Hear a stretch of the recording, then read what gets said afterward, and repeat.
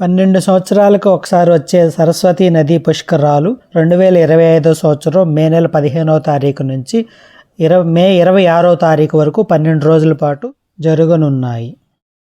ఈ సరస్వతీ నదీ పుష్కరాలు ఉత్తరాఖండ్ రాష్ట్రంలోని బద్రీనాథ్ సమీపంలో ఉన్నటువంటి మానా గ్రామంలో జరుపుకుంటారు.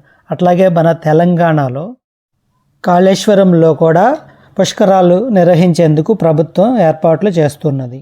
అట్లాగే ఈ సరస్వతీ నది వచ్చేసి ఉత్తరాఖండ్ రాష్ట్రంలోని బద్రీనాథ్కి పక్కనున్నటువంటి మానా గ్రామంలో అయితే సరస్వతీ నది పుట్టింది. అక్కడి నుంచి కొంత దూరం ప్రయాణం చేసి కేశవ ప్రయాగ్ వద్ద అలకనంద నదితో కలుస్తుంది. సరస్వతీ నది అలకనంద నదికి ఉపనదిగా ఉన్నది. ఉత్తరాఖండ్లోని దేవప్రయాగ్ వద్ద భగీరథి అలకనంద నదులు కలిసి గంగా నదిలో కలుస్తాయి.